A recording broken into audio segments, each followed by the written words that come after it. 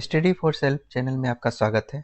आज हम लोग एसपीडी पब्लिकेशन का फरवरी 2025 से 1 फरवरी 2026 तक जो करंट अफेयर दिया हुआ है उसमें फरवरी मंथ का करंट अफेयर जनवरी मंथ का करंट अफेयर हम लोग पूरा देखेंगे, ठीक है। और ये करंट अफेयर आपको अभी रिसेंट आया है, ठीक है। ये देख भी सकते हैं अजीत पवार जी का, जिनका हाल ही में प्लेन दुर्घटना में क्या हो गया, इनका निधन हो गया दुर्घटनाग्रस्त में। तो इसे ही हम लोग क्या करेंगे, आज इसका ऑब्जेक्टिव क्वेश्चन देखेंगे।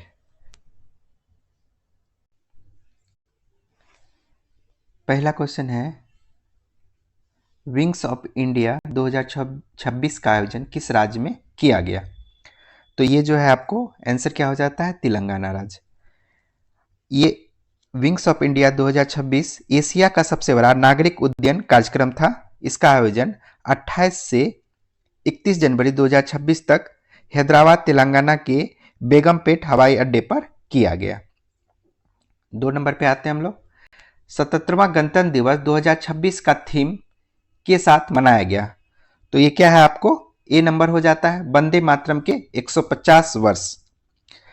77वें गणतंत्र दिवस 26 जनवरी 2026 को वंदे मातरम के 150 वर्ष पूरे होने के उपलक्ष्य में मनाया गया। परेड में देश की सांस्कृतिक विविधता और सैन्य शक्ति का प्रदर्शन किया गया, जिसमें राष्ट्रगीत पर विशेष ध्यान केंद्रित किया गया था।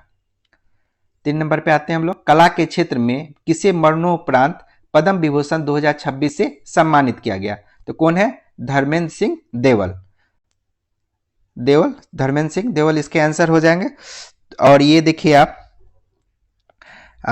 इस बार जो है 5 हस्तियों को धर्मेंद्र सिंह देवल के साथ टोटल 5 हस्तियों को क्या दिया गया?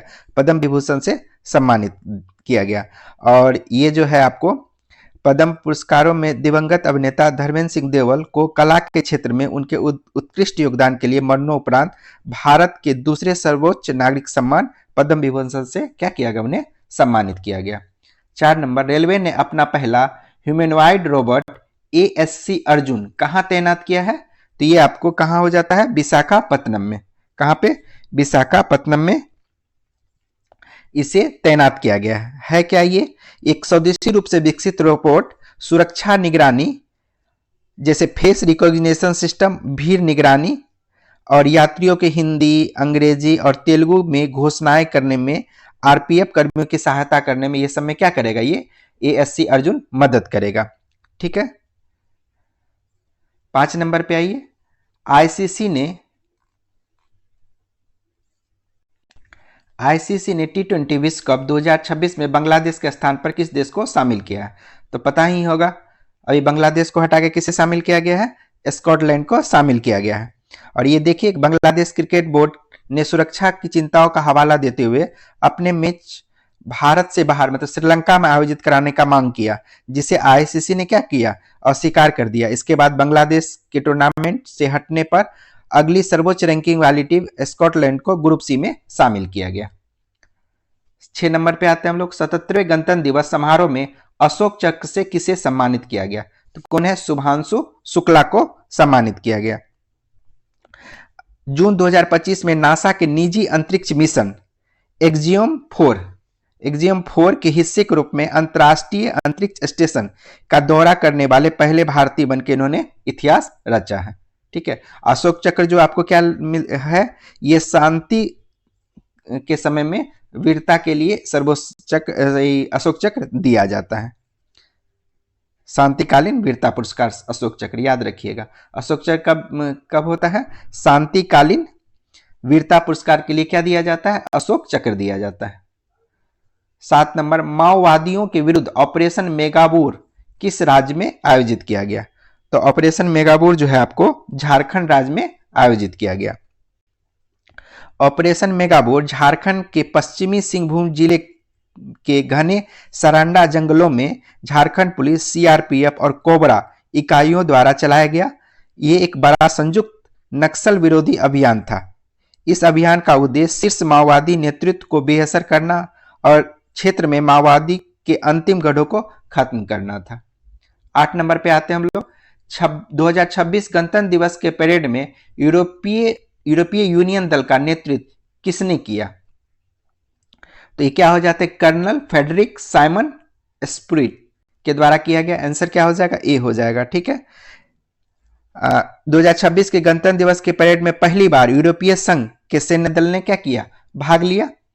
और इस ऐतिहासिक मार्चिंग दल का नेतृत्व नीदरलैंड की रॉयल नेवी के अधिकारी कर्नल फ्रेडरिक साइमन स्प्रूइट ने किया। यूरोपीय आयोग के अध्यक्ष उर्सुला वान डेर लेन और यूरोपीय परिषद के अध्यक्ष एंटोनियो कोस्टा मुख्य अतिथि थे इसमें।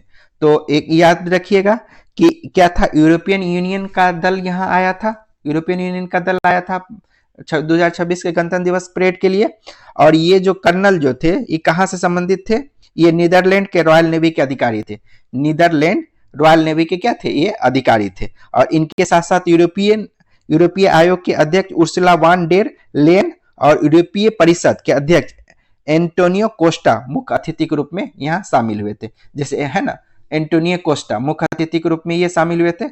और उर्सुला वान डेर लेन ये भी यूरोपीय आयोग के अध्यक्ष है और ये भी क्या हुए थे? शामिल हुए थे। तो लेकिन क्या है कि आपको क्वेश्चन क्या था कि गणतंत्र दिवस परेड यूरोपियन यूनियन के दल का नेतृत्व किसने किया था? तो ये आपको कर्नल फ्रेडरिक साइमन स्प्रूइट ने किया था, जो कि आपको नीदरलैंड रॉयल नेवी के क्या है? अधिकारी हैं। 49वें अंतर्राष्ट्रीय कोलकाता पुस्तक मेले में किस देश को फोकस देश के लिए चुना गया? तो क्या है आंसर? आपको अर्जेंटीना हो जाता है। तो 49वें अंतर्राष्ट्रीय पुस्तक मेले में अर्जेंटीना को थीम नेशन या फोकस देश के रूप में नामित किया गया। इस मेले का उद्घाटन ममता बनर्जी के द्वारा किया गया, जिसमें अर्जेंटीना के साहित्य और संस्कृति को समर्पित मंडप और कार्यक्रम शामिल हुए थे। 10 नंबर पे आते हैं हम लोग। 2026 में कितनी महिलाओं को पद्म पुरस्कार दिया गया? तो 2026 में जो है आपको 19 महिलाओं को पद्म पुरस्कार से क्या किया गया? सम्मानित किया गया। वर्ष 2026 के लिए राष्ट्रपति पुरस्कार के कुल 131 पद्म पुरस्कारों की मंजूरी दी गई। इन पुरस्कारों में 5 हम पहले ही बता दिए थे कि पद्म विभूषण दिया गया, 13 जो है पद्म भूषण दिया गया, 113 जो है आपको क्या किया? पद्म श्री दिया गया। 5 पद्म विभूषण, 13 पद्म भूषण और 113 पद्म श्री दिया गया, जिनमें से कि 19 महिलाओं को यह पुरस्कार प्राप्त हुआ। व्यक्तिगत श्रेणी में सुभाष चंद्र बोस राष्ट्रीय आपदा पुरस्कार 2026 किसे मिला? तो सीता सेल्के को मिला है। किसे मिला है? सीता सेल्के को। ये नंबर हो जाएगा, सीता सेल्के को मिला है। 2026 में सुभाष चंद्र बोस आपदा प्रबंधन पुरस्कार के लिए 2 श्रेणियों में विजेताओं की घोषणा की गई थी। संस्थागत श्रेणी में सिक्किम राज्य आपदा प्रबंधन को चुना गया। याद रखिएगा, संस्थागत श्रेणी में किसे चुना गया? सिक्किम राज्य आपदा प्रबंधन प्राधिकरण को चुना गया। और व्यक्तिगत श्रेणी लेफ्टिनेंट कर्नल सीता अशोक सेल्के को उन्हें सराहनीय योगदान के लिए पुरस्कार दिया गया। ठीक है, याद रखिएगा। संस्थागत श्रेणी में कौन? याद रखिएगा, सिक्किम राज्य आपदा प्रबंधन प्राधिकरण, जबकि व्यक्तिगत श्रेणी में सीता अशोक सेल्के को दिया गया। ठीक है। 12 नंबर पे आइए। 1 अप्रैल 2026 को शुरू होने वाली जनगणना का पहला चरण किस पर केंद्रित है? तो गृह सूचीकरण व आवास गणना पे केंद्रित है। किस पे है? गृह सूचीकरण एवं आवास गणना पर है। इसमें एक कुछ बात मैं बता देता हूं। भारत की पहली डिजिटल जनगणना अप्रैल 2026 से शुरू होने जा रही है। कब से? अप्रैल 2026 से शुरू होने जा रही है। अप्रैल 2026 से क्या होगी? यह शुरू होने जा रही है। जनगणना के पहले चरण की अधिसूचना जारी कर दी गई। 1 अप्रैल 2026 से 30 सितंबर 2026 के बीच 30 दिनों के अवधि में घरों की गिनती, गृह सूचीकरण और आवास गणना की प्रक्रिया पूरी की जाएगी। इस बार की जनगणना में जाति आधारित जनगणना भी क्या शामिल किया जाएगा? तो पहला चरण में क्या हो जाएगा? आपको गृह सूचीकरण और आवास गणना किया जाएगा। ये जो है आपको कब से कब तक किया गया है? 1 अप्रैल 2026 से 30 सितंबर 2026 के बीच ये कराया जाएगा। 13 नंबर, विशिष्ट सेवा दल के लिए राष्ट्रपति पुलिस कलर पुरस्कार किसे प्रदान किया गया है? ये सिक्किम पुलिस को प्रदान किया गया है। तो जनवरी 2026 में सिक्किम पुलिस को उसकी विशिष्ट सेवा, व्यावसायिकता, बहादुरी, अनुशासन और समर्पण के लिए प्रतिष्ठित राष्ट्रपति पुलिस कलर पुरस्कार से सम्मानित किया गया है। स्वतंत्रता के बाद सिक्किम यह सम्मान पाने वाला 15वां राज्य बन गया है। सिक्किम कब राज्य बन गया है? 15वां राज्य बन गया है। 14 नंबर पे किस फिल्म ने सबसे अधिक नामांकन प्राप्त कर ऑस्कर में नया रिकॉर्ड बनाया है? सिनर्स मूवी का क्या नाम है? सिनर्स। 98 एकेडमी पुरस्कारों के लिए घोषित नामांकन सूची में वैम्पायर हॉरर फिल्म सिनर्स ने 16 श्रेणियों में नामांकन प्राप्त करके एक नया रिकॉर्ड बना दिया है। इसने एक ही फिल्म के लिए सबसे अधिक नामांकन, जो पहले 14 नामांकन दर्ज हुआ था, अब उसके जगह पे कितना नामांकन इसे मिला है? 16 श्रेणियों में इसे नामांकन मिला है। ये क्या है? आपको वैम्पायर हॉरर फिल्म है सिनर्स। और अभी ये है 98वां ऑस्कर है। ठीक है। 15 नंबर पे आते हैं हम लोग। 2026 में कितने व्यक्तियों को मरणोपरांत पद्म पुरस्कार दिए गए हैं? तो 2026 में 16 व्यक्तियों को मरणोपरांत पद्म पुरस्कार दिए गए हैं। तो ये देखिएगा, तो कुल 131 पुरस्कार पहले ही हमने बताया, कुल 131 पद्म पुरस्कार इस बार दिया गया है, जिसमें 16 व्यक्तियों को मरणोपरांत यह सम्मान हुआ है, जिसमें से कि अभिनेता धर्मेंद्र सिंह देवल को क्या मिला? पद्म विभूषण मिला, जो कि पहले ही क्वेश्चन आ चुका है। 16 नंबर पे पद्म विभूषण 2026 विजेता एन राजम का संबंध किस वाद्य यंत्र से है? तो एन राजम का संबंध जो है किससे है? वायलिन से है। तो पद्म विभूषण 2026 में सम्मानित डॉक्टर एन राजम एक प्रसिद्ध भारतीय वायलिन वादक हैं, जो हिंदुस्तानी शास्त्रीय संगीत प्रस्तुत करते हैं। इन्हें भारतीय शास्त्रीय संगीत में वायलिन को लोकप्रिय बनाने में महत्वपूर्ण भूमिका निभाने के लिए जाना जाता है। 17 नंबर, शांति, निशस्त्रीकरण और विकास के लिए इंदिरा गांधी पुरस्कार 2025 के लिए किसे चुना गया? तो यह है आपको ग्राका माचेल को। किसे दिया गया? ग्राका माचेल को। मोजाम्बिक की प्रसिद्ध मानवाधिकार कार्यकर्ता और मानवीय नेता ग्राका माचेल को शांति, निशस्त्रीकरण और विकास के लिए इंदिरा गांधी पुरस्कार 2025 के लिए चुना गया। इन्हें शिक्षा, स्वास्थ्य और मानवीय कार्यों में उनके योगदान के लिए यह पुरस्कार दिया गया। तो एक आपको ग्रेका माचेल जो है कहां की है? ये आपको मोजाम्बिक की है। कहां की? मोजाम्बिक की है। 18 नंबर पे किस राज्य के राज्यपाल आवास का नाम बदलकर जन भवन कर दिया गया? किस राज्य के राज्यपाल का आवास का नाम बदलकर जन भवन कर दिया गया? तो क्या आंसर होगा इसका? उत्तर प्रदेश। जनवरी 2026 में केंद्र सरकार के निर्देश पर उत्तर प्रदेश के राज्यपाल के आधिकारिक आवास राजभवन का नाम बदलकर तत्काल प्रभाव से जन भवन कर दिया गया है। इस पहल का उद्देश्य राज्यपाल आवास को अधिक जन केंद्रित बनाना था। 19 नंबर पे आते हैं हम लोग। भारत का पहला गहन प्रजनन ज्ञान केंद्र कहां खोला गया? तो भारत का पहला गहन प्रजनन ज्ञान केंद्र जो है आपको वो मुंबई में खोला गया। कहां पे खोला गया? मुंबई में खोला गया। भारत का पहला गहन प्रजनन केंद्र intensive breeding knowledge centre Mumbai में खोला गया। यह केंद्र प्रजनन तकनीकों के बारे में ज्ञान एवं प्रशिक्षण प्रदान करने पर केंद्रित है। 20 नंबर पे आते हैं हम लोग। 24वें पुणे अंतर्राष्ट्रीय फिल्म महोत्सव में सर्वश्रेष्ठ अंतर्राष्ट्रीय फिल्म का पुरस्कार किसे दिया गया? तो ये आपको क्या होता है? The Elysian field. B number answer हो जाएगा इसका। 24वें पुणे अंतर्राष्ट्रीय फिल्म महोत्सव 2026 में प्रदीप कुरबाह द्वारा निर्देशित फिल्म द एलिसियन फील्ड को प्रभात सर्वोत्कृष्ट अंतर्राष्ट्रीय फिल्म पुरस्कार सर्वश्रेष्ठ अंतर्राष्ट्रीय फिल्म से सम्मानित किया गया। द एलिसियन फील्ड किसके द्वारा निर्देशित किया गया है? प्रदीप कुरबाह। ठीक है। 21 नंबर पे आते हैं हम लोग।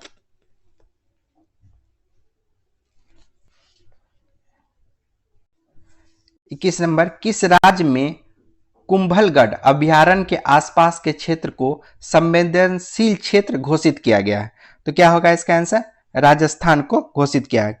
पर्यावरण, वन एवं जलवायु परिवर्तन मंत्रालय ने हाल ही में राजस्थान में स्थित कुंभलगढ़ वन्यजीव अभयारण्य के चारों ओर के क्षेत्र को इको सेंसिटिव जोन यानी पर्यावरण संवेदनशील क्षेत्र घोषित किया है। यह अभयारण्य अरावली पर्वतमाला में स्थित है और यूनेस्को विश्व धरोहर स्थल कुंभलगढ़ के किले के पास है, इसलिए इस पारिस्थितिकी और सांस्कृतिक दोनों दृष्टिकोण से क्या है, ये आपको महत्वपूर्ण है।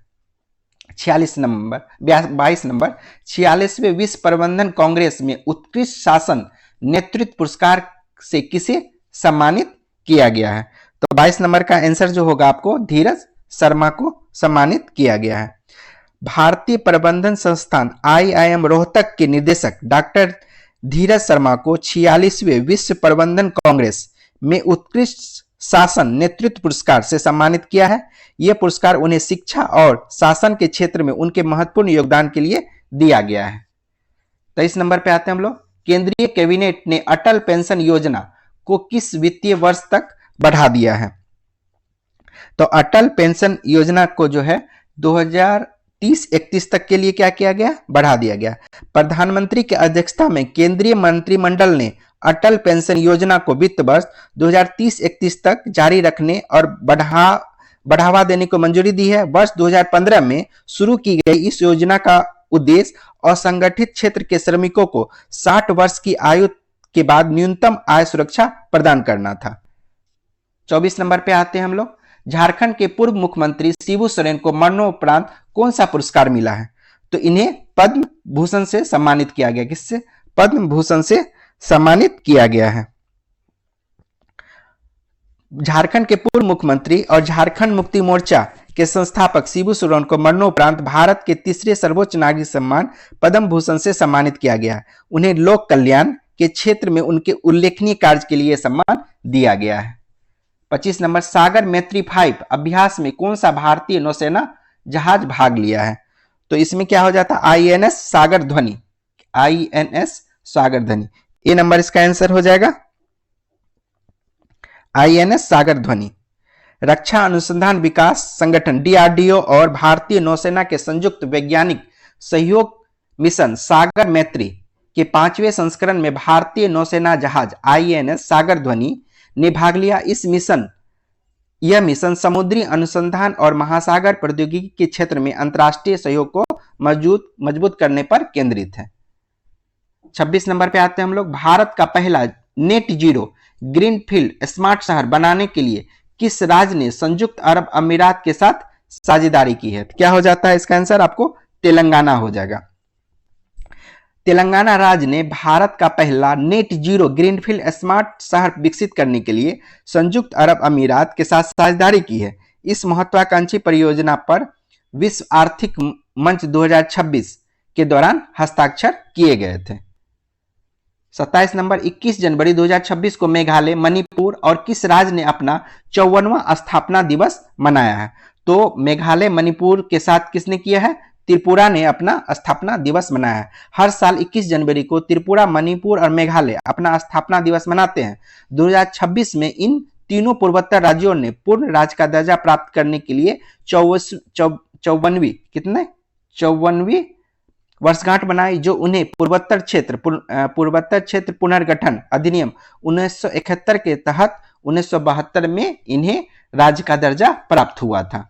1972 में।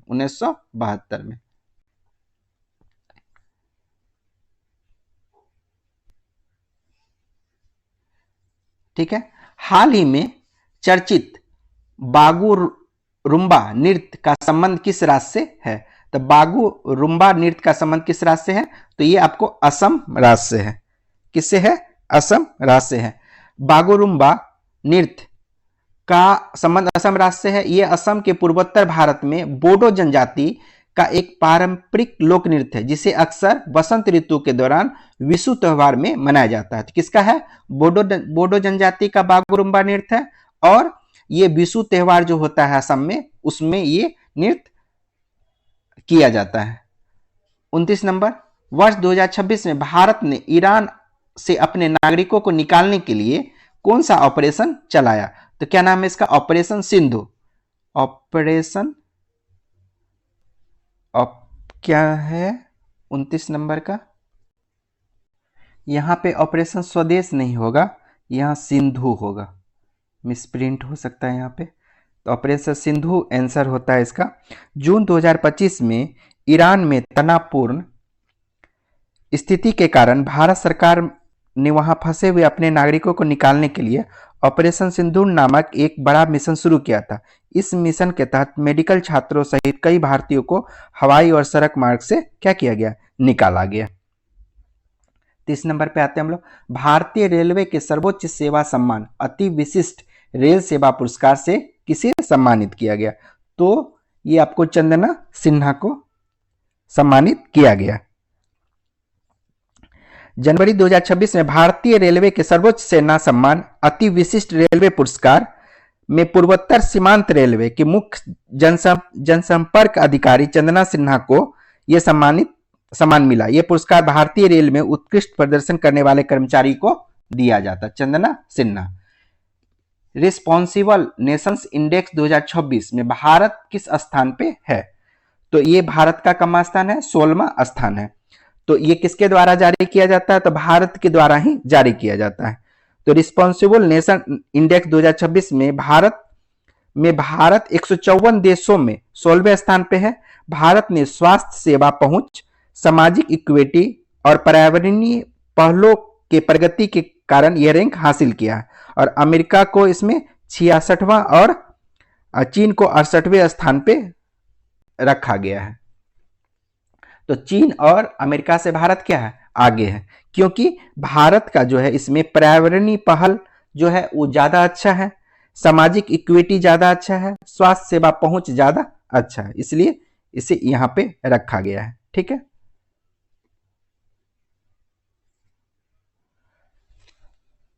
बत्तीस नंबर पे आते हैं। भारतीय जनता पार्टी बीजेपी के राष्ट्रीय अध्यक्ष कौन चुने गए? तो बीजेपी के राष्ट्रीय अध्यक्ष जो बिहार के नितिन नवीन चुने गए हैं। जनवरी 2026 में बिहार के वरिष्ठ नेता नितिन नवीन को भारतीय जनता पार्टी का नया राष्ट्रीय अध्यक्ष चुना गया। उन्हें जेपी नड्डा का स्थान लेना है। प्रधानमंत्री नरेंद्र मोदी और अन्य वरिष्ठ नेताओं ने उन्हें बधाई भी दी है। 33 नंबर। पंचायत अनुसूचित क्षेत्रों में विस्तार अधिनियम 1996 पेशा हाल ही में किस राज्य में लागू किया गया है? तो ये आपको कहां लागू किया है? झारखंड में ये चीज आपको लागू किया गया है। तो इसमें क्या है कि पंचायत अनुसूचित क्षेत्र विस्तार अधिनियम 1996 पेशा एक्ट को हाल ही में झारखंड राज्य में लागू किया गया है। इस अधिनियम का उद्देश्य अनुसूचित क्षेत्र में रहने वाले आदिवासी समुदाय को स्वशासन का अधिकार देना और ग्राम सभाओं को अधिक शक्ति प्रदान करना है। ठीक है। 34 नंबर पे आते हम लोग। 17 जनवरी 2026 को शुरू किए गए भारत की पहली वंदे भारत स्लीपर ट्रेन किन दो स्टेशनों के बीच चलती है? यह हावड़ा और गुवाहाटी कामाख्या के बीच वंदे भारत स्लीपर ट्रेन चलाया गया है। भारत की पहली वंदे भारत स्लीपर ट्रेन का उद्घाटन कब किया गया? 17 जनवरी 2026 को प्रधानमंत्री नरेंद्र मोदी द्वारा। यह ट्रेन पश्चिम बंगाल के हावड़ा और असम के गुवाहाटी कामाख्या स्टेशन के बीच चलती है, जिसमें पूर्वी और पूर्वोत्तर भारत के बीच कनेक्टिविटी बढ़ी है। 35 नंबर पे आते हैं हम लोग। ऑपरेशन आर्कटिक एंड्योरेंस किस देश के नेतृत्व में ग्रीनलैंड में होने वाला एक सैन्य अभ्यास है? तो ये आपको डेनमार्क के द्वारा किया गया सैन्य अभ्यास है। तो इसमें देखिए कि ऑपरेशन आर्कटिक एंड्योरेंस डेनमार्क के नेतृत्व में इंग्लैंड में होने वाला एक सैन्य अभ्यास है। इसका उद्देश्य आर्कटिक क्षेत्र में डेनिश रक्षा की उपस्थिति और क्षमताओं का प्रदर्शन करना था, जिसमें नाटो के अन्य सदस्य भी शामिल हुए थे। हाल ही में चर्चित कोंडो रेड्डी जनजाति का संबंध किस राज्य से है? कोंडो रेड्डी जनजाति का संबंध आपको किस राज्य से है? आंध्र प्रदेश से संबंधित है। किससे? आंध्र प्रदेश से संबंधित है। कोंडो जनजाति जो है कोंडो जनजाति का संबंध मुख्य रूप से आंध्र प्रदेश और तेलंगाना राज्यों के पहाड़ी और वन क्षेत्र से है। इन्हें विशेष रूप से कमजोर जनजाति के रूप में मान्यता प्राप्त है और ये गोदावरी नदी के दोनों किनारे पर बसे हुए हैं। 37 नंबर पे आते हैं हम लोग। विदर्भ में पहला विजय हजारे ट्रॉफी खिताब किस टीम को हराकर जीता? विदर्भ ने पहला विजय हजारे ट्रॉफी खिताब किस टीम को हराकर जीता है? तो ये सौराष्ट्र को हराकर जीता। किसे? सौराष्ट्र को हराकर जीता है। तो विदर्भ क्रिकेट टीम ने 2025-26 के विजय हजारे ट्रॉफी का फाइनल में सौराष्ट्र को 38 रनों से हराकर अपना पहला विजय हजारे ट्रॉफी जीता है। 38 नंबर। आर्यन वार्सेनेन भारत के कौन से शतरंज ग्रैंड मास्टर बन गए हैं? तो ये आपको 92 शतरंज ग्रैंड मास्टर बने हुए हैं। ठीक है।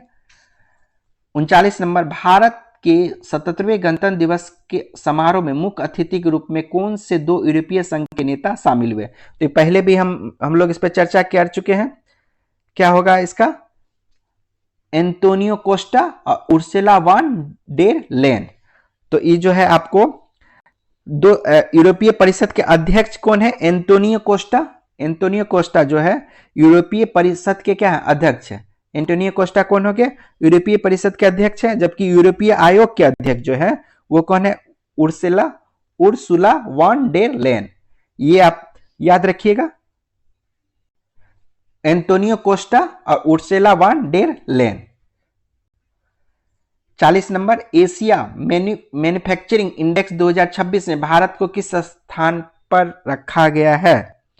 एशिया मैन्युफैक्चरिंग इंडेक्स जो है डेजान सीरा एंड एसोसिएट द्वारा जारी किया गया है। भारत 11 एशियाई अर्थव्यवस्था में 6ठे स्थान पे है। 11 एशियाई अर्थव्यवस्था में 6ठे स्थान पर है। इस इंडेक्स में चीन पहले स्थान पर है। 41 नंबर। 2026 में सर्वश्रेष्ठ ड्रामा फिल्म के लिए गोल्डन ग्लोब पुरस्कार किस फिल्म को मिला है? तो गोल्डन ग्लोब पुरस्कार जो है आपको किसे मिला है? हेमनेट को मिला। किसे? हेमनेट को मिला है।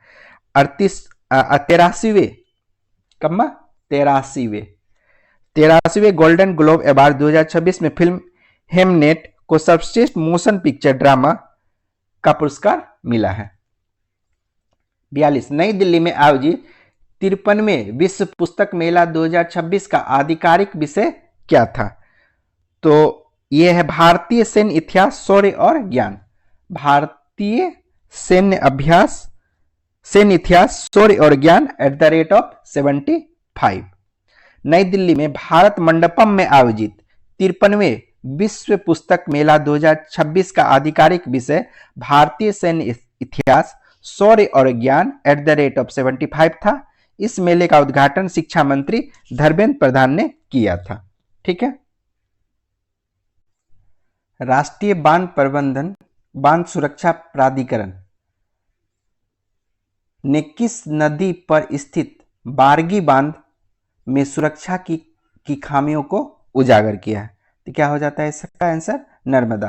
तो राष्ट्रीय बांध सुरक्षा प्राधिकरण नर्मदा नदी पर स्थित बारगी बांध, क्या नाम है? बारगी बांध में सुरक्षा की खामियों को उजागर किया है।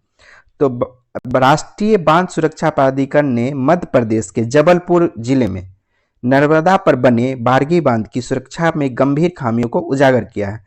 प्राधिकरण बांध के संचालक नर्मदा घाटी विकास प्राधिकरण को बांध सुरक्षा अधिनियम 2021 के प्रावधानों का पालन न करने के लिए नोटिस भी जारी किया है। पिछले कई वर्षों से रिसाव इसका मुख्य मुद्दा बना हुआ है।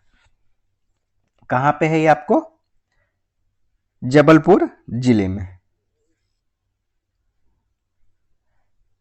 44 नंबर। 16 जनवरी 2026 को स्टार्टअप इंडिया पहल की कौन सी वर्षगांठ मनाई गई? तो स्टार्टअप इंडिया की 10वीं कब वर्षगांठ बनाएगी? 10वीं वर्षगांठ मनाई गई।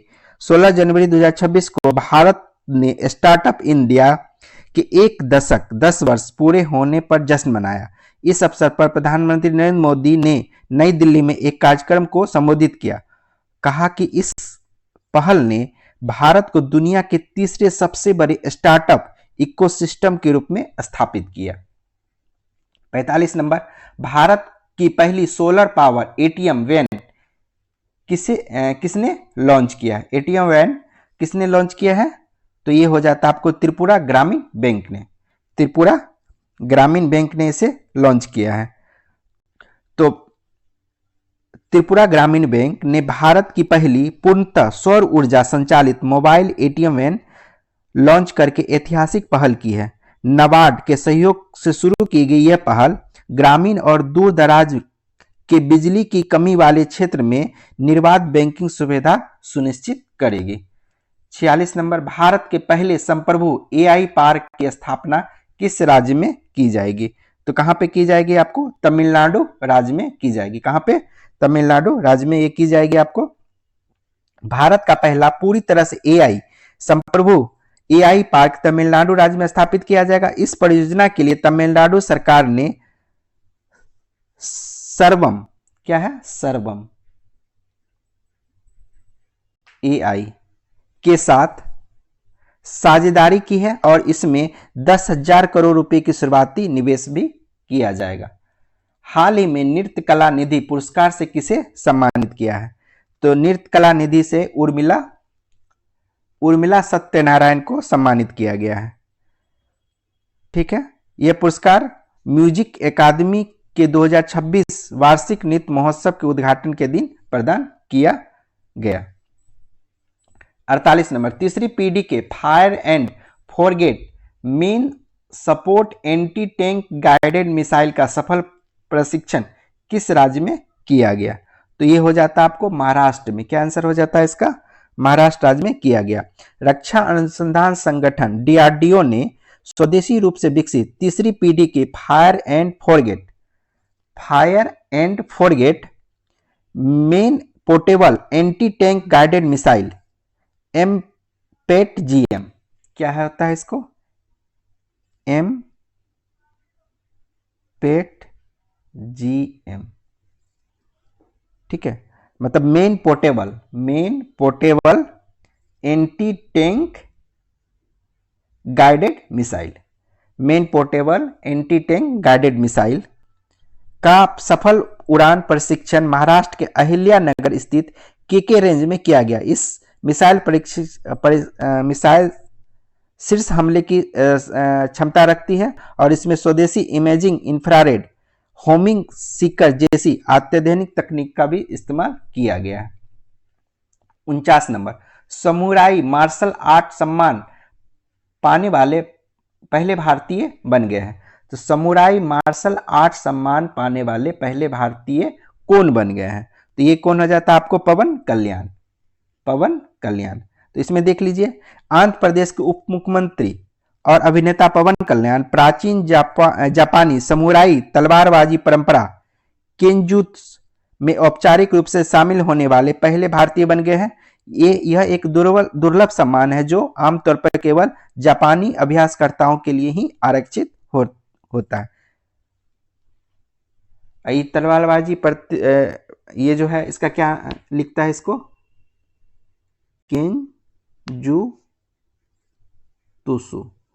केंजुतुसु तलवारबाजी परंपरा जो है इसका नाम केंजुतुसु है। किसे मिला? पवन कल्याण को। जनवरी 2026 में वेनेजुएला में संचालित अमेरिकी सैन्य अभियान का कूट नाम क्या था? इसका कूट नाम जो है आपको ऑपरेशन एब्सोल्यूट रिजॉल्व है। तो जनवरी 2026 में अमेरिकी रक्षा विभाग ने वेनेजुएला में अपने आकस्मिक सैन्य अभियान को ऑपरेशन एब्सोल्यूट रिजॉल्व का कोड नाम दिया, जिसका उद्देश्य सीमा क्षेत्र को स्थिर करना। अभी देखे ही थे वेनेजुएला में किस तरह से उसके राष्ट्रपति को क्या किया गया था? उठा लिया गया। 51 नंबर, किस भारतीय गायक ने महिला सुरक्षा के लिए फ्रेंडो ऐप लॉन्च किया गया है? तो फ्रेंडो ऐप जो है पंजाबी गायक काका आंसर हो जाएगा इसका। तो लोकप्रिय पंजाबी गायक काका ने भारत में महिलाओं की सुरक्षा को मजबूत करने के उद्देश्य से एक नया मोबाइल एप्लीकेशन फ्रेंडो, क्या नाम है? फ्रेंडो FRIENDO फ्रेंडो लॉन्च किया है। यह ऐप आपात स्थिति में त्वरित सहायता और डिजिटल सुरक्षा उपकरण जैसे SOS अलर्ट सिस्टम प्रदान करने पर केंद्रित है। फ्रेंडो, कौन सा देश भेदभाव के कारण 7 संयुक्त राष्ट्र एजेंसियों से हट गया है? जो भी संयुक्त राष्ट्र एजेंसी है, 7 तरह का एजेंसी जो है उससे क्या किया है, हट गया है। इसका क्या नाम है? इजराइल। इजराइल ने संयुक्त राष्ट्र के 7 एजेंसियों और संबंध निकायों से संबंध तोड़ लिया है, जिसका मुख्य कारण उसने इन संस्थान का पक्षपातपूर्ण रुख और अप्रभावी कार्यप्रणाली को बताया है। कौन सा देश हो जाता है? इजराइल हो जाता है। वर्ष 2026 में दुनिया का सबसे सुरक्षित एयरलाइन किसे घोषित किया गया? तो सबसे सुरक्षित एयरलाइन जो है एतिहाद एयरवेज को किसे घोषित किया गया है? एतिहाद एयरवेज को घोषित किया गया है। अबू धाबी स्थित एतिहाद एयरवेज को दुनिया का सबसे सुरक्षित पूर्ण सेवा airline, safest full service airline घोषित किया गया। यह पहली बार है जब किसी खाड़ी वाहक ने यह शीर्ष स्थान प्राप्त किया। कोई खाड़ी देश जो है, यह पहला बार ऐसा है जो शीर्ष स्थान प्राप्त किया है। एतिहाद एयरलाइंस कहाँ का है? अबू धाबी का। किस देश की क्रिकेटर एलिसा हेली ने अंतर्राष्ट्रीय क्रिकेट से संन्यास की घोषणा की है? तो एलिसा हेली कहाँ की है? ये आपको ऑस्ट्रेलिया की क्रिकेटर है। तो ऑस्ट्रेलिया महिला क्रिकेट टीम की कप्तान और दिग्गज विकेटकीपर बल्लेबाज एलिसा हेली ने जनवरी 2026 में अंतर्राष्ट्रीय क्रिकेट के सभी प्रारूपों से संन्यास की घोषणा कर दी। उन्होंने मानसिक थकान और बार बार होने वाली चोटों के कारण यह फैसला लिया है। भारत के खिलाफ घरेलू श्रृंखला फरवरी और मार्च 2026 में उनका अंतिम असाइनमेंट था। 15 नंबर, 15 अगस्त 2027 को शुरू होने वाले भारत की पहली बुलेट ट्रेन किस कॉरिडोर पर चलेगी? तो क्या है आपको? मुंबई अहमदाबाद कॉरिडोर पर चलेगी। भारत की पहली bullet train Mumbai Ahmedabad high speed rail corridor पर 15 अगस्त 2027 को, कब? 15 अगस्त 2027 को शुरू होने वाली है। यह ट्रेन 508 किलोमीटर लंबे मार्ग पर चलेगी, जिसकी अधिकतम गति कितना होगा? 302 किलोमीटर प्रति घंटा। 302 किलोमीटर प्रति घंटा कितना दूरी है? 508 किलोमीटर लंबे मार्ग पर यह चलेगी। कब? 15 अगस्त 2027 को। छात्रों के लिए APR ID बनाने में बड़े राज्यों में अग्रणी स्थान किस राज्य ने प्राप्त किया है? तो क्या हो जाएगा आपको? छत्तीसगढ़ ने प्राप्त किया। राष्ट्रीय शिक्षा नीति 2020 के तहत लागू APR का फुल फॉर्म क्या होता है? Automated permanent academic account registry ID प्रणाली में छत्तीसगढ़ ने बड़े राज्यों में क्या है? अग्रणी स्थान प्राप्त किया है। जनवरी 2026 तक राज्य ने लगभग 89% छात्रों का कवरेज प्राप्त किया है। 89% छात्र क्या हुआ है? इसमें जुड़ गए हैं APR ID में। हेनले पासपोर्ट इंडेक्स 2026 में भारत का कौन सा स्थान दिया गया है? तो हेनले पासपोर्ट इंडेक्स में भारत का स्थान जो है वो 80वां स्थान है। कम्मा 80वां स्थान है।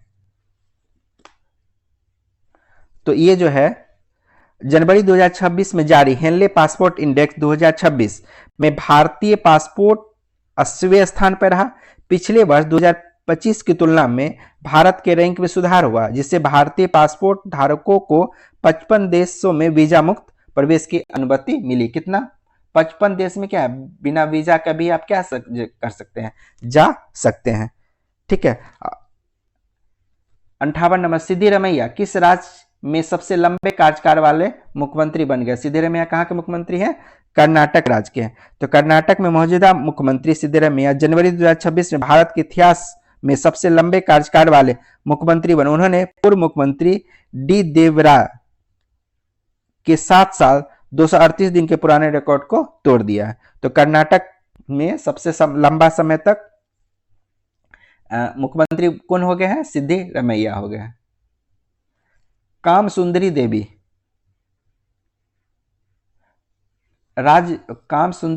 देवी किस राज्य में अंतिम महारानी थी जिनका हाल ही में निधन हो गया?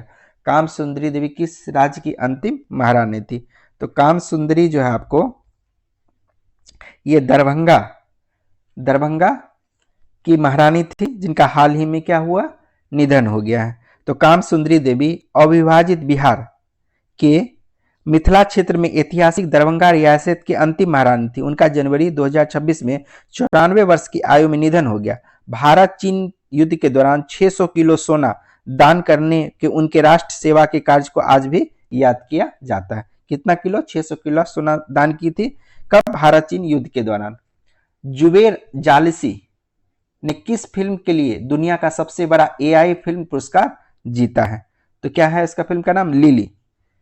ट्यूनेशिया के फिल्म निर्माता जुबेर जालिसी, कहां के जुबेर जालिसी है? ट्यूनेशिया के फिल्म निर्माता है, ने अपनी फिल्म लिली के लिए दुनिया का सबसे बड़ा एआई आर्टिफिशियल इंटेलिजेंस पुरस्कार जीता है।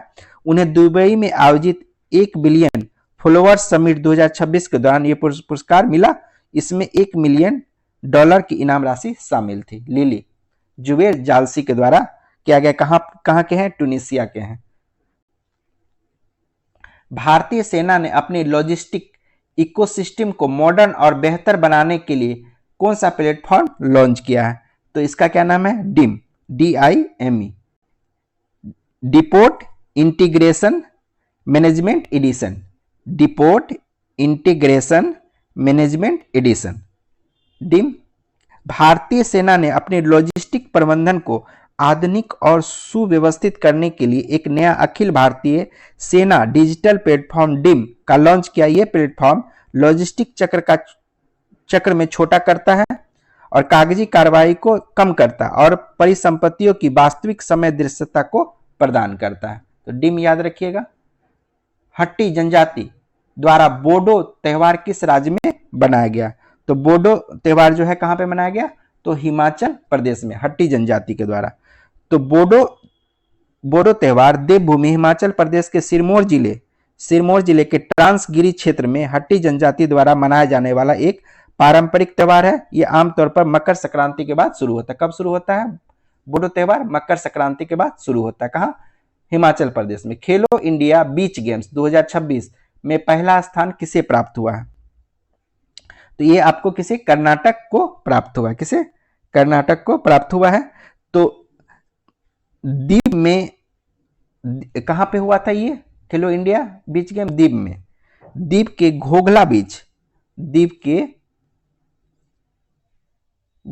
बीच में 5 से 10 जनवरी 2026 तक आयोजित खेलो इंडिया बीच गेम्स में कर्नाटक ने कुल 11 पदक, 3 स्वर्ण, 2 रजत, 6 कांस्य जीतकर पदक तालिका में पहला स्थान प्राप्त किया। तमिलनाडु 8 पदकों के साथ दूसरे स्थान। पहला स्थान पे कौन? कर्नाटक। और दूसरे स्थान पे कौन रहा? तमिलनाडु रहा। भारत की पहली पूरी तरह से कागज रहित जिला अदालत का उद्घाटन कहां किया गया? तो ये आपको केरल में उद्घाटन किया गया। कहां? केरल में उद्घाटन किया। भारत की पहली पूरी तरह से कागज से रहित जिला न्यायपालिका पेपरलेस डिस्ट्रिक्ट जुडिशरी का उद्घाटन केरल के वायनाड जिले में कलपेट्टा, क्या नाम है? कलपेट्टा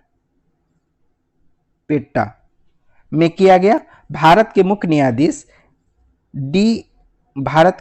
न्यायाधीश DY चंद्रचूड़, तत्कालीन CJI सूर्यकांत ने वस्तुतः इसका उद्घाटन किया, जिसमें सभी फाइलिंग और न्यायिक प्रक्रिया डिजिटल हो गई। तो क्या है? ये जो तत्कालीन CJI अभी कौन है? सूर्यकांत। 65 नंबर पे आते हैं हम लोग। भारत की पहली हाइड्रोजन चालित ट्रेन कहां शुरू की जाएगी? तो भारत की पहली हाइड्रोजन चालित ट्रेन जो है जिंद और सोनीपत के बीच शुरू की जाएगी। तो कौन सा राज्य है? हरियाणा। भारत की पहली हाइड्रोजन चालित ट्रेन हरियाणा राज्य में जिंद और सोनीपत रूट पर चलाई जाएगी। यह train integral coach factory Chennai में निर्मित हो गई है और यह हाइड्रोजन फ्यूल सेल तकनीक पर आधारित होगी जो शून्य प्रदूषण करेगी। कहां पे? आपको हरियाणा के जिंद और सोनीपत के बीच चलेगी। ठीक है। UN सेक्रेटरी जनरल अवार्ड 2025 किस भारतीय ने जीता है? तो स्वाति शांता कुमार ने। क्या नाम है? स्वाति शांता कुमार ने। भारतीय सेना के मेजर स्वाति शांता कुमार ने 2025 में संयुक्त राष्ट्र महासचिव का पुरस्कार जीता है। उन्हें यह सम्मान शांति स्थापना के लिए लैंगिक समानता को बढ़ावा देने में उनके उत्कृष्ट योगदान के लिए मिला है, जब ये दक्षिण सूडान में अनमिस मिशन में तैनात थी। कहां पे तैनात थी ये? दक्षिणी सूडान के अनमिस मिशन में क्या थी? तैनात थी। यूएन मिशन में, यूएन अनमिस क्या मतलब यूएन मिशन में तैनात थे स्वाति शांता कुमार। कहां पे? दक्षिणी सूडान में। डीप फेक स्टार्टअप नीति शुरू करने वाला डीप फेक स्टार्टअप नीति शुरू करने वाला पहला भारतीय राज्य कौन बन गया है? तो ये जो है आपको तमिलनाडु भारत का पहला राज्य बन गया है जिसने डीप फेक स्टार्टअप नीति लॉन्च की है। इस नीति का उद्देश्य विज्ञान आधारित और बौद्धिक संपदा गहन स्टार्टअप को समर्थन देना है, जिससे अनुसंधान एवं विकास का चक्र लंबा हो सके। नलों के माध्यम से पीने योग्य पानी देने वाला भारत का पहला शहर बन गया है। ठीक है, नलों के माध्यम से पीने योग्य पानी देने वाला भारत का पहला शहर कौन बन गया है? तो ये आपको क्या है? पुरी। उड़ीसा के जगन्नाथ धाम पुरी भारत का पहला ऐसा शहर बन गया जहां नागरिकों को बिना किसी अतिरिक्त शुद्धिकरण के सीधे नल से 24/7 उच्च गुणवत्ता वाला पीने योग्य पानी मिलता है। यह ड्रिंक फ्रॉम क्या है? ड्रिंक फ्रॉम टैप योजना के तहत संभव हुआ। ड्रिंक फ्रॉम टैप, क्या नाम है? Drink from tap. कहां पे? पुरी में, उड़ीसा के पुरी, जगन्नाथ पुरी। भारत में हवाई खतरों से निपटने के लिए कौन सा मिशन लॉन्च किया है? तो भारत ने हवाई खतरों से निपटने के लिए सुदर्शन चक्र मिशन को लॉन्च किया है। तो भारत सरकार ने हवाई खतरों जैसे ड्रोन, बैलिस्टिक मिसाइल, हाइपरसोनिक हथियारों से निपटने के लिए एक महत्वाकांक्षी बहुस्तरीय रक्षा पहल मिशन सुदर्शन चक्र लॉन्च किया है। भारतीय सेना ने अपने S-400, याद ही होगा ऑपरेशन सिंदूर के दौरान बहुत चर्चा में था, S-400 एयर डिफेंस सिस्टम को भी इसी नाम से संबोधित करती है, सुदर्शन चक्र, S-400 सुदर्शन चक्र। विश्व पुस्तक मेला 2026 में किस देश को गेस्ट ऑफ ऑनर घोषित किया गया है? तो ये गेस्ट ऑफ ऑनर किसे घोषित किया गया? कतर को। तो नई दिल्ली में आयोजित 53वें विश्व पुस्तक मेला 2026 में कतर को गेस्ट ऑफ ऑनर देश घोषित किया गया है। इस मेले का मुख्य विषय क्या है? हम लोग पहले भी देख चुके हैं, भारतीय सैन्य इतिहास, शौर्य और ज्ञान @75। और गेस्ट ऑफ ऑनर किसे मिला? कतर को मिला। अमेरिका ने अंतर्राष्ट्रीय सौर गठबंधन सहित कितने संगठनों से हटने की घोषणा की है? तो ये क्या हो जाता है आपको? 66। अमेरिका ने संयुक्त राष्ट्र के विभिन्न एजेंसियां और भारत के नेतृत्व वाले अंतर्राष्ट्रीय सौर गठबंधन सहित कुल 66 से अधिक अंतर्राष्ट्रीय संगठनों से अपनी सदस्यता वापस लेने की घोषणा की है। अभी इजराइल का देखे थे 7 यूएन से बाहर हो गया है, यूएन जो क्या कहते हैं उसका ब्रांच होता है उससे बाहर हो गया है। अभी यह अमेरिका 66 संगठनों से क्या हो गया? बाहर हो गया। भारतीय विशिष्ट पहचान प्राधिकरण UIDAI के शुभंकर का क्या नाम है? तो क्या नाम है इसका? उदय। भारतीय विशिष्ट पहचान प्राधिकरण आधार से जुड़ी सेवाओं के बारे में लोगों को जागरूक करने के लिए उदय नामक एक नया शुभंकर लॉन्च किया है। उदय एशिया का सबसे बड़ा civil aviation event Wings India 2026 civil aviation event Wings 2026 किस राज्य में आयोजित किया जाएगा? तो ये कहाँ आयोजित किया जाएगा? तेलंगाना, हैदराबाद में। तेलंगाना, ये नंबर हो जाएगा तेलंगाना, हैदराबाद। एशिया का सबसे बड़ा नागरिक उड्डयन कार्यक्रम विंग्स इंडिया 2026 तेलंगाना हैदराबाद शहर में के बेगमपेट हवाई अड्डे पर आयोजित किया जाएगा। कहाँ किया जाएगा? बेगमपेट हवाई अड्डे तेलंगाना में आयोजित किया जाएगा। ठीक है, तेलंगाना राज्य के हैदराबाद में। 74 नंबर, अखिल भारतीय बाघ गणना 2026 किस वन्यजीव अभयारण्य से शुरू हुई है? तो ये कहां से हुई है? कान्हा थानाथाई पेरियार वन्यजीव अभयारण्य। क्या नाम है? थानाथाई, एक मिनट।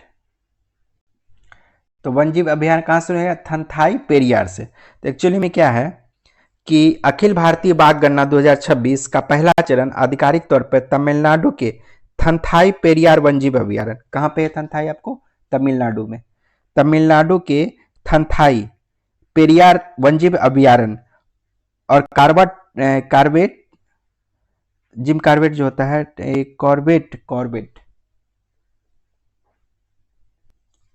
कॉर्बेट टाइगर रिजर्व से शुरू करने की घोषणा की गई। तो आंसर क्या होगा? थंथाई पेरियार। कहां पे है? तमिलनाडु में। किस राज्य सरकार ने अग्निवीरों के पुनर्वास के लिए अध्ययन समूह का गठन किया है? तो आपको क्या हो जाता है? महाराष्ट्र। तो महाराष्ट्र सरकार ने इस वर्ष अपना 4 साल का सैन्य कार्यकाल पूरा करने वाले अग्निवीरों के पुनर्वास के उपायों की सिफारिश करने के लिए एक अध्ययन समूह का गठन किया है। इस समूह का नेतृत्व कर्नल दीपक थोंगे करेंगे। ठीक है, अध्ययन समूह मतलब इसके विषय में सोचेगा कैसे क्या करना है। 76 नंबर पे आते हैं। भारतीय संयुक्त राष्ट्र ने किस वर्ष रेंजलैंड और पशुपालकों के लिए अंतर्राष्ट्रीय वर्ष घोषित किया है? तो क्या हो जाता है? वर्ष 2026। तो संयुक्त राष्ट्र ने रेंजलैंड और पशुपालकों के लिए 2026 को अंतर्राष्ट्रीय वर्ष घोषित किया है। ठीक है, रेंजलैंड और पशुपालकों के लिए। ठीक है, संयुक्त राष्ट्र महासभा ने वर्ष 2026 को अंतर्राष्ट्रीय चारागाह और पशुपालक वर्ष इंटरनेशनल ईयर ऑफ रेंजलैंड एंड पशुपालक घोषित किया है। इस पहल का उद्देश्य विश्व स्तर पर खाद्य सुरक्षा, टिकाऊ भूमि प्रबंधन एवं पारिस्थितिकी तंत्र सेवाओं में पशुपालकों और घास के मैदानों के महत्वपूर्ण योगदान के बारे में जागरूकता बढ़ाना है। राष्ट्रीय सरस मेला 2026 का आयोजन कहाँ किया जाएगा? तो राष्ट्रीय सरस मेला जो है 2026 का आयोजन गुंटूर में किया जाएगा। गुंटूर में किया जाएगा ये आपको। तो राष्ट्रीय स्तर के सरस मेला 2026 का आयोजन आंध्र प्रदेश के गुंटूर में 6 से 18 जनवरी, कब? 6 से 18 जनवरी तक किया जाएगा। ये पहली बार था जब राष्ट्रीय स्तर का यह आयोजन गुंटूर में हुआ, जिसका उद्देश्य महिला स्वयं सहायता समूह के शिल्प कौशल और उद्यमशीलता को बढ़ावा देना था। भारत ने किस देश के पेशेवरों के लिए EB4 बिजनेस वीजा लॉन्च किया है? भारत ने किस देश के पेशेवरों के लिए EB4? तो ये क्या हो जाता है? आंसर इसका चीन हो जाता है। तो भारत ने चीन के पेशेवरों और व्यापारियों के लिए एक नया EB4 बिजनेस वीजा लॉन्च किया है। 1 जनवरी 2026 को लागू इस वीजा का उद्देश्य दोनों देशों के बीच व्यापारिक संबंधों को मजबूत करना और चीनी व्यापारियों के लिए भारत में विशेष व्यावसायिक गतिविधियों के लिए ऑनलाइन आवेदन को सुविधाजनक बनाना है। EB4 बिजनेस वीजा किसके लिए? चीन के लिए लॉन्च किया गया। 8वीं राज्य वेतन आयोग का गठन करने वाला पहला राज्य कौन बन गया है? तो ये क्या है आपको? असम। कहां है? असम। डी नंबर हो जाएगा। असम देश का पहला राज्य बन गया जिसने 8वें राज्य वेतन आयोग के गठन की घोषणा की। स्टेट पे कमीशन, जैसे सेंट्रल में होता है 8 पे कमीशन, उसी तरह से असम का अपना 8 पे कमीशन होगा, जो 1 जनवरी 2026 को मुख्यमंत्री हेमंत बिस्वा शर्मा द्वारा की गई घोषणा से राज्य के लाखों कर्मचारियों और पेंशन भोगियों के वेतन और पेंशन में भारी बढ़ोतरी होगी। तो 8 पे कमीशन जो है लागू करने वाला पहला मतलब गठन करने वाला पहला राज्य कौन हो गया? तो असम हो गया है। ठीक है। 80 नंबर, बच्चों के लिए मूल्य आधारित शिक्षा कार्यक्रम संस्कारशाला किस राज्य द्वारा शुरू किया गया है? तो क्या हो जाएगा इसका?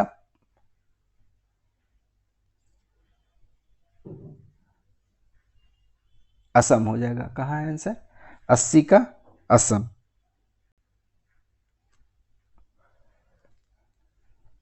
तो इसमें देखिए कि असम के राज्यपाल ने राज्य के बच्चों के लिए एक मूल्य आधारित शिक्षा कार्यक्रम संस्कारशाला, क्या है? संस्कारशाला शुरू किया है। इस कार्यक्रम का उद्देश्य बच्चों को एकादमिक शिक्षा के साथ साथ नैतिक मूल्य, अनुशासन और भारतीय परंपराओं से जोड़कर उनका सर्वांगीण विकास करना है। संस्कारशाला। कौन सा देश 15 वर्ष से कम उम्र के बच्चों के लिए सोशल मीडिया प्लेटफॉर्म पर प्रतिबंध लगाने की घोषणा करने का योजना क्या कर रहा है? बना रहा है। तो क्या हो जाएगा आंसर इसका? फ्रांस। फ्रांस। 15 वर्ष से कम उम्र के बच्चों के लिए सोशल मीडिया प्लेटफॉर्म प्रतिबंध लगाने के लिए एक विधेयक पेश करने की योजना बना रहा है फ्रांस। ऑस्ट्रेलिया दुनिया का पहला देश बन गया है जिसने 16 वर्ष से कम उम्र के बच्चों के लिए ऐसा प्रतिबंध लागू कर चुका है। तो 16 वर्ष से कम उम्र के लिए ऑस्ट्रेलिया कर चुका है, अब फ्रांस क्या कर रहा है? इसके लिए योजना बना रहा है। 84वें जूनियर राष्ट्रीय खो खो चैंपियनशिप में पुरुष वर्ग का खिताब किसने जीता? तो पुरुष वर्ग का खिताब किसने जीता? कर्नाटक ने। बंगलुरु में आयोजित 84वें जूनियर राष्ट्रीय खो खो चैंपियनशिप में कर्नाटक ने पुरुष वर्ग का खिताब जीता, जबकि महिला वर्ग का खिताब किसने जीता? महाराष्ट्र ने। महिला वर्ग का महाराष्ट्र ने, अब पुरुष वर्ग का किसने जीता? कर्नाटक ने जीता। दक्षिणी ध्रुव तक स्की करने वाला सबसे युवा भारतीय महिला कौन बनी? दक्षिणी ध्रुव तक स्की करने वाली सबसे युवा भारतीय महिला कौन बनी? काम्या कार्तिकेयन। काम्या कार्तिकेयन मुंबई की 18 वर्षीय, कहां की है? मुंबई की है। 18 वर्षीय काम्या कार्तिकेयन दिसंबर 2025 के स्कीइंग करने वाली दक्षिणी ध्रुव तक पहुंचने वाली सबसे कम उम्र की भारतीय महिला बनी है। वह इस उपलब्धि को हासिल करने वाली दुनिया की दूसरी सबसे कम उम्र की महिला भी है। 3 जनवरी 2026 को सावित्रीबाई फुले की कौन सी जयंती मनाई गई? तो 195वीं जयंती बनाई। कमी जयंती बनाएगी? 195वीं जयंती बनाएगी। 3 जनवरी 2026 को भारत की पहली महिला शिक्षिका और समाज सुधारक सावित्रीबाई फुले की 195वीं जयंती मनाएगी। इस दिन उनके शिक्षा के क्षेत्र में अमूल्य योगदान को सम्मानित करने के लिए महिला शिक्षक दिवस के रूप में मनाया जाता है। कैसा मनाया जाता है? महिला शिक्षक दिवस के रूप में मनाया जाता है। क्या है? भारत का पहला सरकारी अस्पताल आधारित एआई क्लिनिक कहां स्थापित किया गया है? तो क्या हो जाता है आपको? ग्रेटर नोएडा में। तो भारत का पहला सरकारी अस्पताल आधारित एआई आर्टिफिशियल इंटेलिजेंस क्लिनिक राजकीय आयुर्विज्ञान संस्थान ग्रेटर नोएडा उत्तर प्रदेश में स्थापित किया गया है। यह आपको क्लिनिकल निदान, डायग्नोसिस और उपचार में सटीकता के लिए एआई समाधानों का उपयोग करता है। ठीक है, कहां पे? ग्रेटर नोएडा में, राजकीय आयुर्विज्ञान संस्थान ग्रेटर नोएडा। 86 नंबर, पारंपरिक डाक सेवा बंद करने वाला पहला देश कौन बन गया है? तो पारंपरिक डाक सेवा बंद करने वाला पहला देश आपको डेनमार्क बन गया है।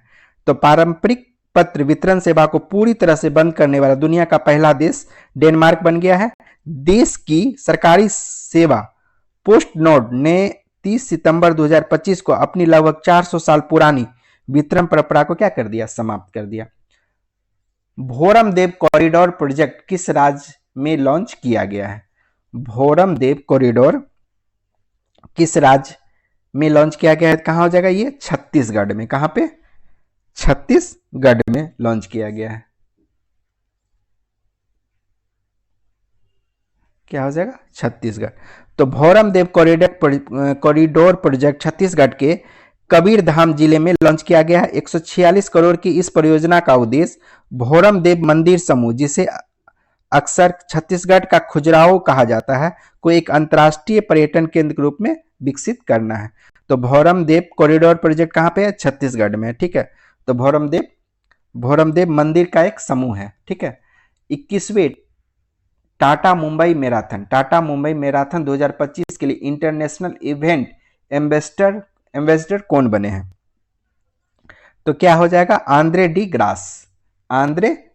Grass. Olympic sprint champion Andre D grass को 21वें टाटा मुंबई मैराथन के लिए अंतर्राष्ट्रीय इवेंट एम्बेसडर नामित किया गया है, जो 18 जनवरी 2026 को मुंबई में आयोजित की गई थी।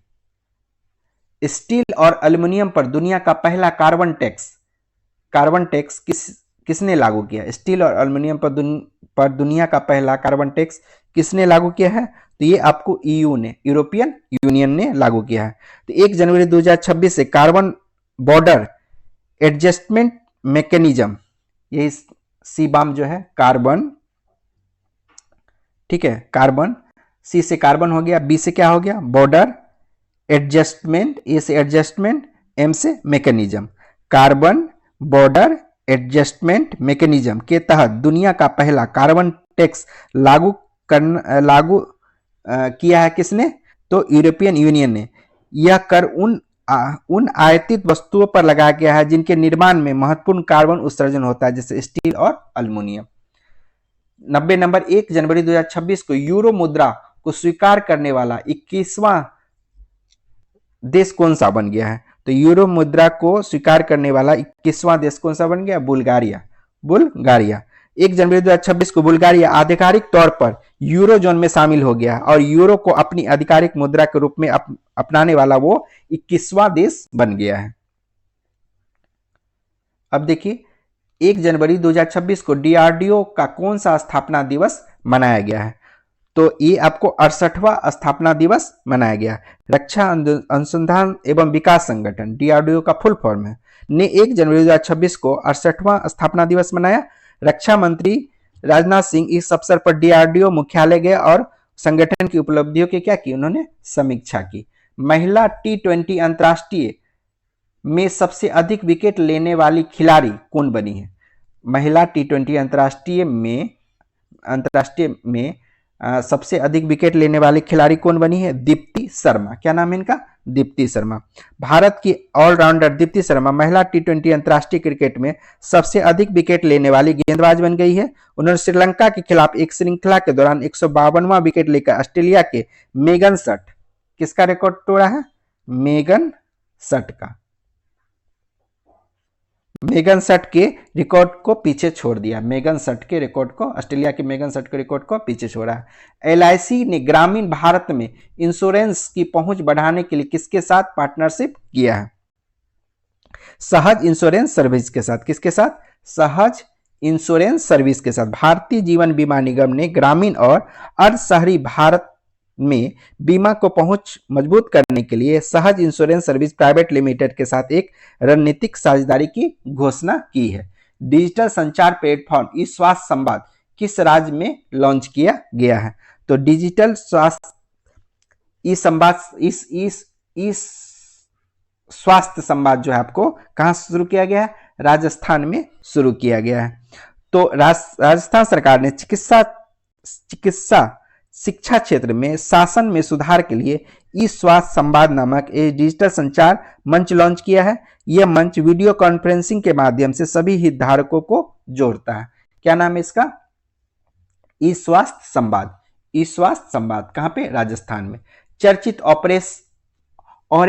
ओरेसनिक मिसाइल सिस्टम, चर्चित ओरेसनिक मिसाइल सिस्टम का संबंध किस देश से है? तो ये जो है आपको,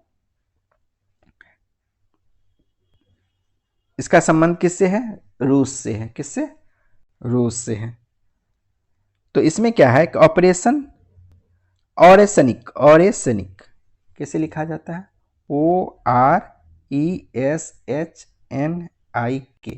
ORESHNIK, ओरेसनिक एक नई पीढ़ी की रूसी मध्यवर्ती श्रेणी की बैलिस्टिक मिसाइल प्रणाली है जो हाइपरसोनिक गति से यात्रा करती है। इसका उपयोग पहली बार जनवरी 2026 में पश्चिमी यूक्रेन में एक सैन्य अभ्यास के दौरान किया गया। कहां किया गया?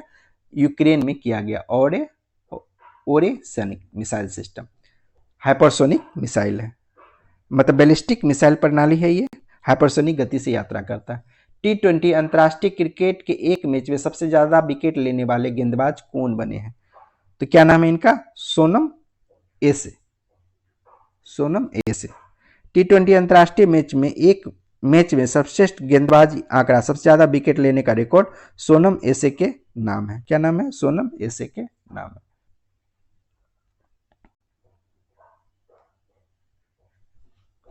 संतानवे नंबर पे आते हैं हम लोग। पार्वती अर्गा पक्षी अभ्यारण्य किस राज्य में स्थित है जिसे हाल ही में इको सेंसिटिव जोन घोषित किया गया है? तो ये क्या हो जाता है आपको? उत्तर प्रदेश में। कहां पे है? उत्तर प्रदेश में। तो भारत सरकार ने उत्तर प्रदेश के गोंडा जिले में स्थित पार्वती अर्गा पक्षी अभ्यारण्य को हाल ही में इको सेंसिटिव जोन यानी पर्यावरण संवेदनशील क्षेत्र घोषित किया। कहां पे है? उत्तर प्रदेश के गोंडा जिले में। उत्तर प्रदेश के गोंडा जिले में पार्वती अर्गा पक्षी अभ्यारण्य। हरून इंडिया रिच लिस्ट 2025 में सबसे अमीर प्रोफेशनल मैनेजर कौन है? तो क्या हो जाता है? जयश्री उल्लाल। तो ये देख लीजिए, अरिस्टा नेटवर्क्स की अध्यक्ष और सीईओ जयश्री उल्लाल को हारून इंडिया रिच लिस्ट में विश्व स्तर पर सबसे अमीर भारतीय मूल के पेशेवर प्रबंधन बनकर उभरी है। किसकी सीईओ हैं ये अरिस्टा नेटवर्क की अध्यक्ष और सीईओ हैं। अरिस्टा नेटवर्क्स की अध्यक्ष और सीईओ हैं। क्या नाम इनका? जयश्री उल्लाल। जयश्री उल्लाल। जयश्री उल्लाल। 99 नंबर पे आते हैं हम लोग। फीडे वर्ल्ड रैपिड शतरंज चैंपियनशिप 2025 में कोनोरू हम्पी ने कौन सा पदक जीता? तो कोनोरू हम्पी फीडे वर्ल्ड रैपिड शतरंज चैंपियनशिप 2025 में कौन सा पदक जीता है? तो क्या होगा इसका? तो उन्होंने कांस्य पदक जीता है। कौन सा पदक जीता है? कांस्य। दिसंबर 2025 कतर के दोहा में आयोजित, कहां हुआ था? कतर के दोहा में। फीडे विश्व रैपिड शतरंज चैंपियनशिप में भारतीय ग्रैंड मास्टर कोनोरू हम्पी ने महिला वर्ग में कांस्य पदक जीता। उन्होंने 8.5 अंकों के साथ शीर्ष जगह बनाई थी। भारतीय खिलाड़ी अर्जुन अरेगेसी ने भी पुरुष वर्ग में कांस्य पदक जीता था। तो महिला वर्ग में किसने जीता? कोनोरू हम्पी ने। अब पुरुष वर्ग में अर्जुन एरेगेसी। अर्जुन एरेगेसी। अर्जुन एरेगेसी। अर्जुन एरेगेसी। 100 नंबर पे आते हैं। बिहार के किस संस्थान में पहली बार परम रुद्र सुपर कंप्यूटर शुरू किया? परम रुद्र सुपर कंप्यूटर शुरू किया किस संस्थान ने? तो क्या हो जाएगा? आईआईटी पटना। परम रुद्र आईआईटी पटना। बिहार राज्य के पहले सुपर कंप्यूटर परम रुद्र का औपचारिक उद्घाटन भारतीय प्रौद्योगिकी संस्थान आईआईटी पटना में किया गया। ये राष्ट्रीय सुपर कंप्यूटिंग मिशन के तहत महत्वपूर्ण पहल है जिसका उद्देश्य राज्य में अनुसंधान एवं अकादमिक क्षेत्र में उच्च प्रदर्शन कंप्यूटिंग सुविधाएं प्राप्त करना है। 25 दिसंबर 2025 को प्रधानमंत्री नरेंद्र मोदी ने कहां में राष्ट्र प्रेरणा स्थल का उद्घाटन किया? तो राष्ट्र प्रेरणा स्थल का उद्घाटन कहां किया गया था? लखनऊ में आयोजित किया गया था। ये सारा क्वेश्चन जो है आपको पिछला जो करंट अफेयर एसपीडी का आया था दिसंबर का जो करंट अफेयर था जो कि जनवरी में आया था उसमें ये शामिल है। ठीक है, फिर भी मैं 4-5 क्वेश्चन तक बता दे रहा हूं, उससे आगे आप पिछले वीडियो में जाके देख सकते हैं। ठीक है, क्या कि एक साथ बहुत बड़ा वीडियो बनाने से कोई फायदा तो है नहीं, आप अलग अलग समय में देख लीजिएगा। तो 102 नंबर पे अगर हम लोग आते हैं तो क्या है? हाल ही में किसके द्वारा लिखित पुस्तक मोदी युग में भारत का आर्थिक सशक्तिकरण का विमोचन उपराष्ट्रपति ने किया है? तो क्या है? डॉक्टर सिकंदर कुमार ने। तो 24 दिसंबर 2025 को भारत के उपराष्ट्रपति सीपी राधाकृष्णन ने सांसद प्रोफेसर डॉक्टर सिकंदर कुमार द्वारा लिखित पुस्तक मोदी युग में भारत की आर्थिक सशक्तिकरण का विमोचन किया। यह पुस्तक मोदी सरकार के तहत हुई आर्थिक सुधारों, समावेशी विकास और भारत के विकसित भारत @ 2047 की ओर बढ़ने पर केंद्रित किया है। ठीक है, किसने इसको लॉन्च किया? तो सीपी राधाकृष्णन ने, हमारे उपराष्ट्रपति सीपी राधाकृष्णन ने। वैज्ञानिक प्रयोगों के लिए दुनिया की पहली एआई लैब असिस्टेंट प्रणाली एइला विकसित की है। किसने की? आईआईटी दिल्ली ने। कहा है? आईआईटी दिल्ली ने। अब देखिए, भारतीय प्रौद्योगिकी संस्थान आईआईटी दिल्ली के शोधकर्ता ने वैज्ञानिक प्रयोगों के लिए दुनिया की पहली AI artificial intelligence lab assistant प्रणाली विकसित किया जिसका क्या नाम है? एलिया। AI lab assistant. एआई, तो एआई हो गया, लैब हो गया एइला। AI lab assistant. एक पारंपरिक एआई उपकरणों के विपरीत एइला जो है वास्तविक प्रयोगशाला उपकरणों को संचालित कर सकती है, प्रयोगों की योजना बना सकती है और डेटा का विश्लेषण भी कर सकती है। ठीक है, 104 नंबर पे आते हैं। किस भारतीय खिलाड़ी को 2025 में मेजर ध्यानचंद खेल रत्न पुरस्कार के लिए नामित किया गया है? तो क्या नाम है इसका? हार्दिक सिंह। क्या नाम है? हार्दिक सिंह। भारतीय पुरुष हॉकी टीम के उप कप्तान और मिडफील्डर हार्दिक सिंह को वर्ष 2025 के लिए देश के सर्वोच्च खेल सम्मान मेजर ध्यानचंद खेल रत्न पुरस्कार से सम्मानित किया गया है। यह टोक्यो 2021 और पेरिस 2024 ओलंपिक में कांस्य पदक जीतने वाली टीम के हिस्सा थे। तो 21 में भी जो जीता गया था टोक्यो में और 2024 में ओलंपिक में उसके क्या थे, हिस्सा थे, हार्दिक सिंह। 105 नंबर, आईसीसी टी20 वर्ल्ड कप 2026 के लिए भारतीय टीम का कप्तान किसे नियुक्त किया गया है? तो ये है आपको सूर्य कुमार यादव को। किसे नियुक्त किया गया? सूर्य कुमार। तो दिसंबर 2025 में आईसीसी टी20 विश्व कप 2026 के लिए भारतीय क्रिकेट टीम की घोषणा की गई है, जिसमें आक्रामक बल्लेबाज सूर्य कुमार यादव को टीम का कप्तान नियुक्त किया गया है। ऑलराउंडर अक्षर पटेल को उप कप्तान बनाया गया है। सूर्य कुमार क्या हो गया? कप्तान, और अक्षर पटेल क्या हो गया? उप कप्तान बनाया गया। भारत का पहला रोलिंग बजट किस राज्य द्वारा पेश किया गया है? तो कौन सा राज्य हो जाता है? मध्य प्रदेश राज्य द्वारा पेश किया गया है। ठीक है, तो देश का पहला राज्य बनने जा रहा है कौन? मध्य प्रदेश। किसके लिए? रोलिंग बजट को पेश करने के लिए। इस नवाचार के तहत वर्ष 2026-27 के बजट अनुमानों के साथ अगले 2 वर्ष 27-28 और 28-29 के सांकेतिक बजट के अनुमान भी प्रस्तुत किए जाएंगे, जिससे वित्तीय योजना में अधिक निरंतरता और पारदर्शिता आएगी। 107 नंबर पे 25 दिसंबर 2025 को पूर्व प्रधानमंत्री अटल बिहारी वाजपेयी की कौन सी जयंती मनाएगी? तो कौन सी जयंती मनाएगी? 101वीं जयंती मनाएगी। 101वीं जयंती मनाएगी। ठीक है, अटल बिहारी वाजपेयी के जन्मदिन को किस रूप में मनाया जाता है? सुशासन दिवस के रूप में मनाया जाता है। ठीक है, 108 नंबर, किस देश ने 2036 तक चंद्रमा पर न्यूक्लियर पावर प्लांट बनाने की घोषणा की है? तो ये कौन सा देश है आपको? चीन ने। रूस ने चीन के साथ मिलकर 2036 तक चंद्रमा पे एक न्यूक्लियर पावर प्लांट, क्या हो जाएगा? एक न्यूक्लियर पावर प्लांट, परमाणु ऊर्जा संयंत्र बनाने की महत्वाकांक्षा योजना की घोषणा की है। इस परियोजना का उद्देश्य चंद्रमा पर भविष्य में अंतरिक्ष मिशनों को और एक अस्थायी बेस के लिए आवश्यक ऊर्जा प्रदान करना है। तो रूस ने किया है घोषणा, किसके साथ मिलकर? चीन के साथ मिलकर ये न्यूक्लियर पावर प्लांट बनाएगा। कहाँ? अंतरिक्ष स्टेशन पे। ठीक है, तो इस तरह से क्या है कि आपका फरवरी का पूरा 1 फरवरी में जो करंट अफेयर है वो पूरा तरह से समाप्त हो चुका है। ठीक है, आप इसे देखिए और इससे आगे का जो है वो प्लेलिस्ट में दिया हुआ, वहां से आप देख सकते हैं जाके। धन्यवाद, और अगर पसंद आए तो चैनल को सब्सक्राइब कर लीजिए, वीडियो को लाइक कीजिए, दोस्तों में शेयर कीजिए। धन्यवाद।